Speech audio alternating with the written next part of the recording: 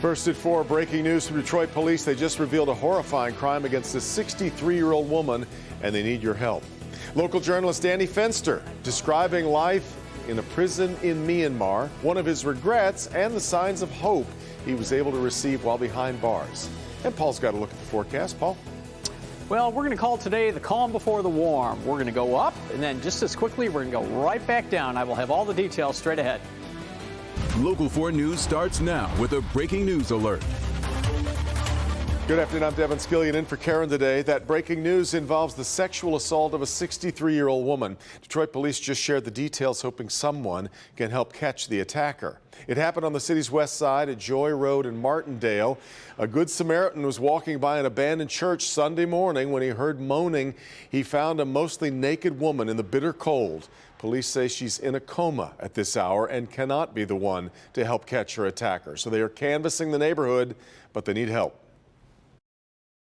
We just need everybody's help in identifying the extremely aggressive assailant responsible for this heinous act. I thank the Good Samaritan for taking the action he did. He very well saved her life, at least at this point. Neighborhood patrol officers were just canvassing the neighborhood for a 4th time. This was the scene a short time ago. The victim has suffered brain trauma and suffered from hypothermia. So again, if you can help, you're urged to give police a call right away.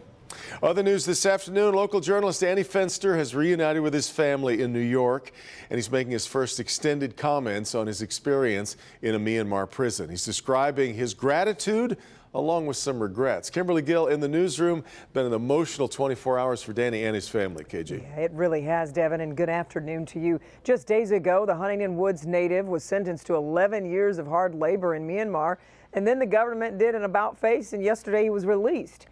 At a news conference this morning, Fenster said he would get hints about the struggle at home to gain his freedom. Maybe some police aide that could speak a little bit of English would flash a picture on his phone of my entire family wearing T-shirts with my face on it on CNN, which was a pretty bizarre thing to see, sitting in a courtroom there. Well, that news conference followed an emotional meeting at JFK where Fenster was reunited with members of his family. He had been in custody in Myanmar since May, arrested on various charges such as allegedly spreading false information. Fenster was freed with the help of former U.S. diplomat Bill Richardson, who arranged today's meeting with reporters. Fenster described life in prison as very monotonous. He says he was never physically threatened, but sometimes would get himself into trouble by making small demands for basic considerations. I wanted to sleep with the lights off. They wanted the lights on, so we would have a little tug of war about that. I mean, I should have just left the light on. Things like that, small things, stupid things. I came in there at first with an attitude that I'm not going to be here very long, and I'm going to stand my ground. And it didn't take too long to figure out that I didn't have a whole lot of ground to stand on. Well, Fenster made it very clear he's grateful to everyone who played a role in winning his release. His wife, though, is still in Myanmar looking to get a flight out to reunite with him here in Detroit. You'll hear more from Fenster, and our Rod Maloney is trying to nail down more details on his return here to Michigan. We'll hear from Rod coming up tonight on Local 4 News at 5. For now, Devin, we'll send it back to you. Yeah, all right, Kim. A lot of open arms waiting for him back here. Indeed. Well, Pfizer is asking the FDA for emergency use authorization for its experimental antiviral pill to treat COVID-19. Here at home, Henry Ford Health System sounding the alarm about the recent rise in new cases. In fact, 330 patients across Henry Ford's 5 hospitals are hospitalized with COVID-19. That's about a 60% increase since the last week in October. The most cases at Henry Ford Macomb, 81 cases of COVID-19 there. 69% of the COVID patients across the hospital system are unvaccinated. With Thanksgiving approaching, health officials want everyone to take precautions to keep everyone safe. We're encouraging those that are organizing events and those that are putting things together to apply the logic of encouraging vaccination and face masks if indoor, and by all means to be able to create airflow. We know that our best path forward is to make sure that people who have not received any vaccines to get vaccinated, because this is the highest protection that we provide. Yeah, and we're back in the red. The New York Times COVID data tracker currently has Michigan with the nation's highest daily case average per 100,000 people. We've got the good news for drivers who take I-75 in Oakland County. Construction has been suspended now until February. 3 lanes in each direction, along with the ramps between 8 Mile and Square Lake Road, have reopened for the winter driving season. Crews are going to continue to work along the service drives. When things start back up again in late February, crews will be focusing on I-696 to 13 Mile, that section of 75. Tonight's first forecast, looking at a fairly brisk fall evening, but the warm-up is on its way, right, Paul? Absolutely. And I tell you what, that sunshine today with the light wind, you know, it really didn't feel all that bad out there. I was out there midday, and it really was great. Now, we've had some mid-level clouds start to move in, and that's just kind of the precursor of the moisture that is streaming this way. Temperatures right now struggling. We're in the low 40s. That feels a lot cooler with the cloud cover than it did earlier with the sunshine. And as you can see, the wind is very light at this point.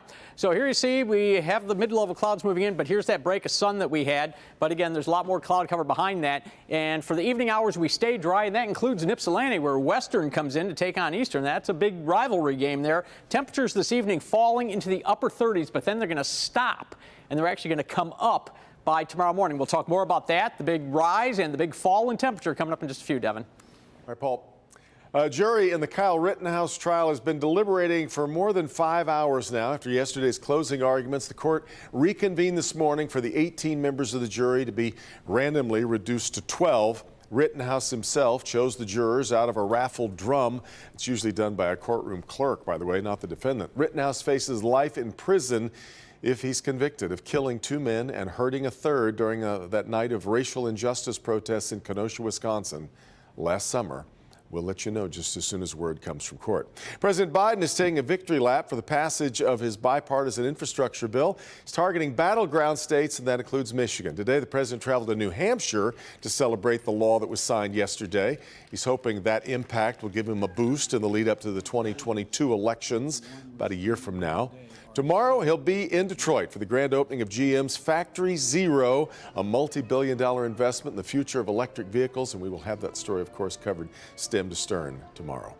Oakland County's efforts to provide experienced workers for local businesses just got a hefty boost. The county's Michigan Works program just received a $625,000 grant that supports a program benefiting both workers and companies. Megan Woods shows us how it creates a win-win.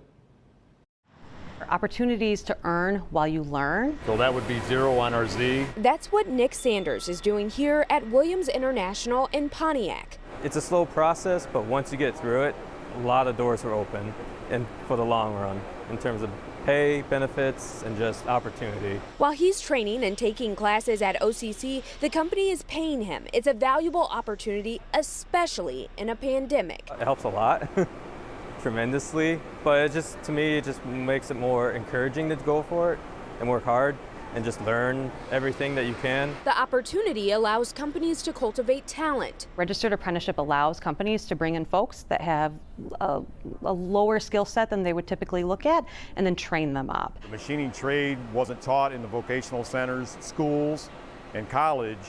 We feel it's necessary to continue on a trade by offering this apprenticeship program. That $625,000 grant will help cover the cost of 250 apprenticeships across Oakland County. One of the goals of this grant is to help folks who are not typically represented in apprenticeships get into registered apprenticeship programs. That also includes veterans. Today, Oakland County Michigan Works hosted a virtual workshop for employers to highlight how veterans make ideal apprentice candidates. Veterans bring great leadership skills, a lot of great soft skills that employers are looking for. And just to give you an idea of the interest in apprenticeships right now, that workshop, Oakland County Michigan Works says more than 200 companies were registered.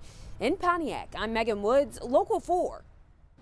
All right, Megan, with this grant, Oakland County is focusing on 4 industries specifically: healthcare, advanced manufacturing, construction, and IT. If you're an Oakland County employer who wants to learn more about these apprenticeships, we've put the information at clickondetroit.com. All right, still ahead here on First at 4, $92 million up for grabs for TikTok users. It's a real thing, though you Might not want to get too excited about it. We'll explain. Also, Coast Guard rescues during a flood disaster. Several people having to be plucked to safety, including a very tiny victim of the flooding. But first, two popular features are about to go missing in some General Motors vehicles. Michigan drivers will notice, especially in the winter. That story coming up right after the break.